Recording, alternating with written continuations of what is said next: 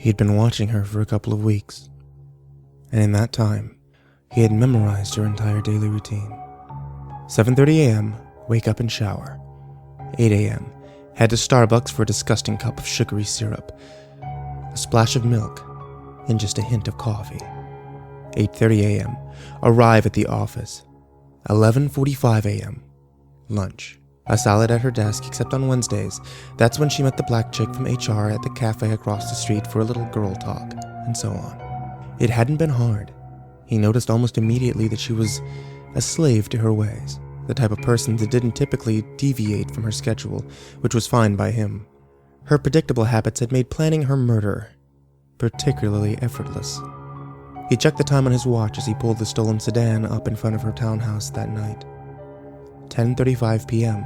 That meant she had just finished watching television for the evening, probably one of those shitty reality shows that she DVRs, he thought to himself. If he had to venture to guess, he would have said that she was brushing her teeth right about then. In 10 minutes, she'd be in the shower, and after that, it was bedtime. Except, he managed to smile, she wasn't going to make it to bed. Just a few more minutes, and all of his careful planning would finally come to fruition. He told himself that she deserved what she was about to get. All of his victims had. Sure, none of the women that he murdered had ever done anything to cross him directly, but that didn't matter. They were the type of females that sickened him. Promiscuous sluts in their late 20s or early 30s that claimed that they were too wrapped up in their careers for a serious relationship. Dumb broads who considered themselves independent women. Skanks who wore overpriced designer blouses and carried obscenely expensive Michael Kors bags wherever they went. Grown-ass women who idolized the geriatric whores from Sex and the City. Women like her didn't even notice guys like him, but it wasn't like she was too busy to meet men. In the 3 weeks that he'd been stalking her, she had hooked up with 2 different fellas. They seemed like real douchebags too, the type of guys who used dating apps and wore too much Axe body spray. The fact that she fucked men like that made him hate her all the more. His watch now said 10:47 p.m. She would be in the shower by then. 10:45 to 11:02, those were the golden minutes, his window of opportunity. He had decided that the best time to break into her place was while she was busy washing. He popped the driver's side door open, and then headed around to the back of the house. It had rained pretty hard earlier that day, and now the air was unusually fresh. He swore that he could smell the ocean, even though it was 8 miles away. Part of him wished the weather hadn't cleared up. There was something peaceful about the sound of heavy rainfall to him, as if it drowned out the ear-splitting roar of existence and brought a few brief hours of harmony to the world. The lot in the back of the townhouse was so small, he felt like he could stretch out his arms and touch the fences lining either side of it. There was a fake rock sitting underneath the yard's one rose bush. It stuck out like a sore thumb. Inside was a key to the patio door. He knew it would be there because he had watched her use it before. But even if he hadn't, he surmised it wouldn't have taken him too long to locate the obstructive thing. Dumb bitch, he whispered to himself. You think someone couldn't tell this rock was fake? Dumb bitch like you deserves this. He bent over and removed the key from the faux rock's tiny compartment. And slowly, quietly, he unlocked the patio door and stepped inside. He was in the kitchen now. The shower was running. He could hear it as soon as he entered the townhouse. So far, everything had gone just as he expected, but this wasn't a surprise to him. After all, he'd been preparing weeks for this night. He always planned his kills meticulously. The last place he wanted to go to was prison. Most serial killers were in there for the fame. They left clues and calling cards so they could read about themselves in the paper. They wanted the talking heads to argue about them on TV, and when they got caught, they wanted to be celebrities. Not him, though. He only wanted to maim and torture as many stuck-up skanks as possible. Getting arrested would ruin all the fun, and he'd barely just begun to play. The woman in the shower would be his 9th victim. But there were so many more that needed to die. So many more. Half the human race, if need be. He floated through the kitchen and into her living room. The shag carpet squished under the wet soles of his shoes as he walked across it. He moved through the shadowy house like a phantom. The darkness was his domain, and he was the monster hiding in it. The sound of the shower was louder now. It was coming from the 2nd level. He stopped at the base of the staircase and peered in. A yellow light was seeping out from beneath the door of the upstairs bathroom. That famous scene from Psycho bled into his mind. He supposed jumping her in the shower was a little cliché, but at least he wasn't going to use a knife. No, he preferred to choke the life out of women. And got him off. Besides, it's not like he was dressed in drag like Norman Bates. He crept up the stairs as silently as possible. Excitement was beginning to surge inside him. But as soon as he got to the door, a sudden twinge of panic shot through his body. The door. What if it was locked? He just assumed it wouldn't be since she lived alone. But that didn't make it a sure thing. If she heard him trying to fiddle with the doorknob, she might scream. All of the townhouses in that neighborhood were packed close together. Hers even shared a wall with another one, and the people living in the adjacent building would easily be able to hear her cries for help. Even if no one called the cops, people would be looking out their windows to see who came out of the house, maybe even snapping pictures on their camera phones. What if they got a clear shot of him? The police would catch him for sure once her body was discovered, and then his playtime would be over. How could he have been so careless? He thought about turning around and heading back down the stairs. There was always tomorrow. If he were quiet about it, he could just come back. Then something else skipped through his mind. The man from the grocery store 2 days prior, the one she had been giving fuck me eyes to at the check stand. Weeks he had been trailing her, and she'd only once looked his way. But that slimy prick in the sleeveless t-shirt sure got her attention easily. She was probably in there, right now, thinking about him. No, he decided to himself, she doesn't get to finish that fantasy. He wrapped his fingers around the doorknob. The metal felt like ice against his skin. The sensation of his heart beating wildly in his chest was tremendously apparent to him. He took a deep inhale. If the knob didn't turn, he would break the door down. With a bit of luck, he could crash into the bathroom and grab her around the throat before she could even let out a shout. He twisted his wrist a half-inch to the left, and the knob spun with it. Success. A triumphant sigh emerged from his mouth. All of his worrying had been for nothing. The door was unlocked. He cursed himself for his stupid mistake and then turned the doorknob the rest of the way and slinked inside. The shower sounded so loud, like snow on an old analog television when the speaker's volume is turned all the way up. The air was so thick inside the steamy bathroom he could practically chew it.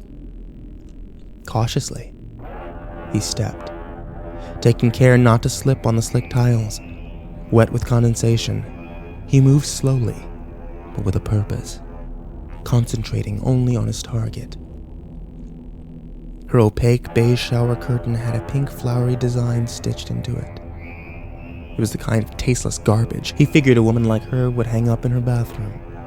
His focus was keener than ever. Closer he stalked, and now he was standing directly in front of it. He extended a hand out towards the shower curtain but felt himself recoil before touching it. Something was off. The shower was running. Like the rainfall earlier that day, it dominated his ears. But this time, he didn't find it comforting. He had come to a realization that made his stomach drop. Aside from the sound of the all-too-steady stream spraying from the shower head, there were no other noises coming from the other side of the curtain. No singing, no splashing, no sound of water occasionally sloshing around the bottom of the tub. No, nothing. It was as if he was alone in the bathroom. But then why was the shower running? He glanced at his watch.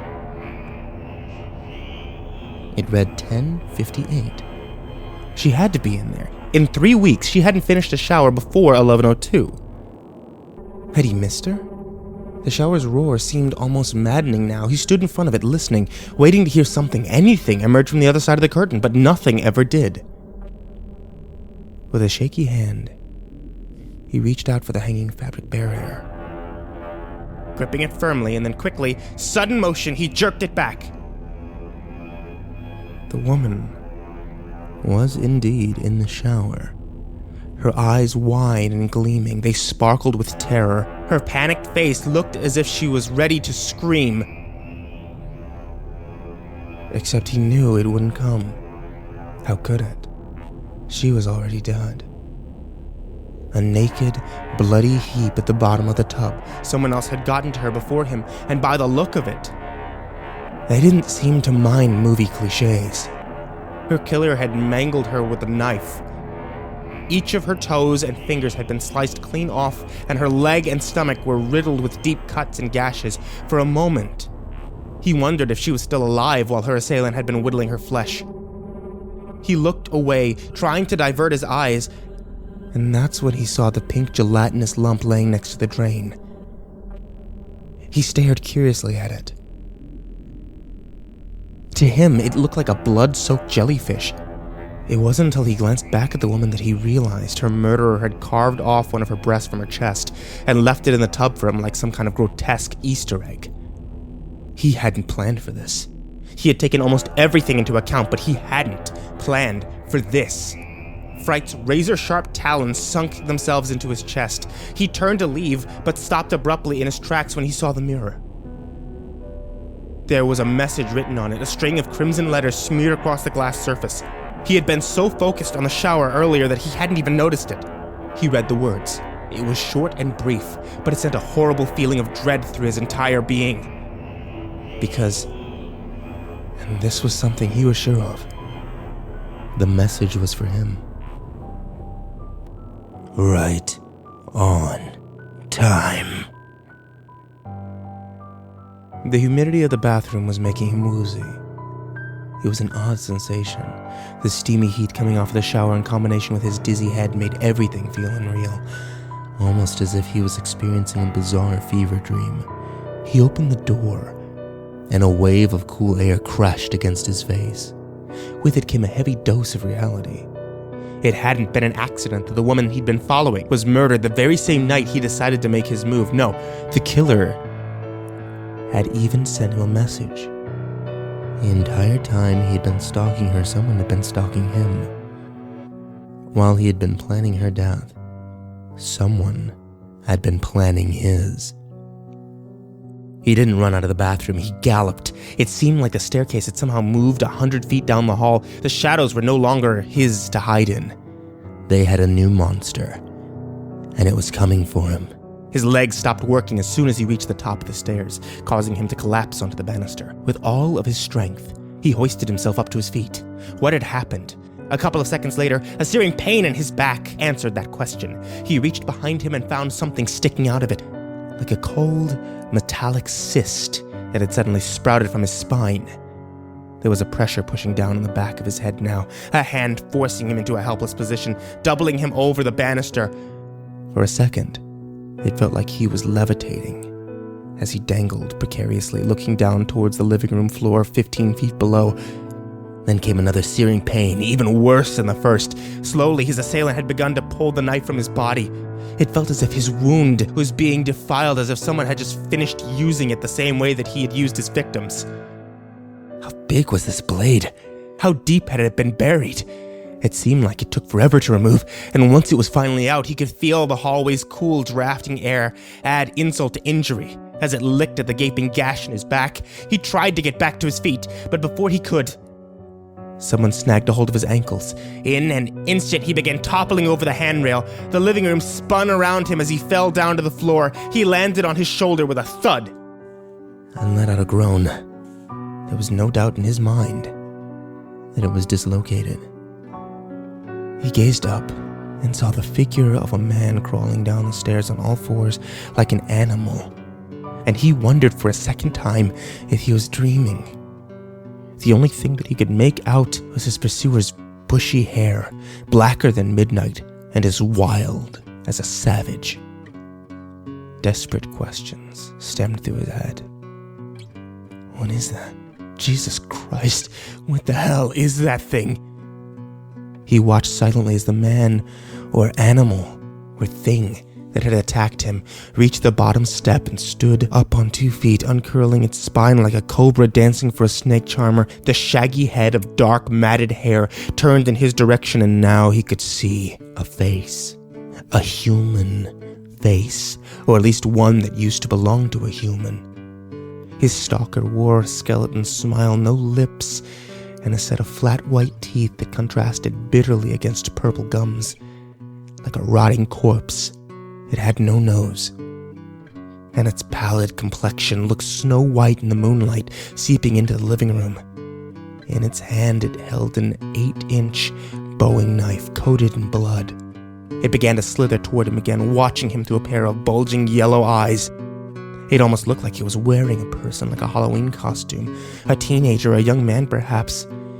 He was dressed in black pants and a white hooded sweatshirt that had been tie-dyed in blood of the woman in the bathroom. He tried to get up, but it put a foot on his chest and pinned him to the ground, and then crouched on top of him, placed the point of the knife against his abdomen. He barely felt it penetrate his stomach, but as the blade turned inside him, a blazing hot sensation swelled throughout his core. He stared back into the ugly thing's unblinking eyes as his vision started fading to black. The last thing he heard was its horrible, croaky voice, just as repulsive as its face. Go to sleep, it growled. He decided not to fight it, as he closed his eyes and let the darkness take him.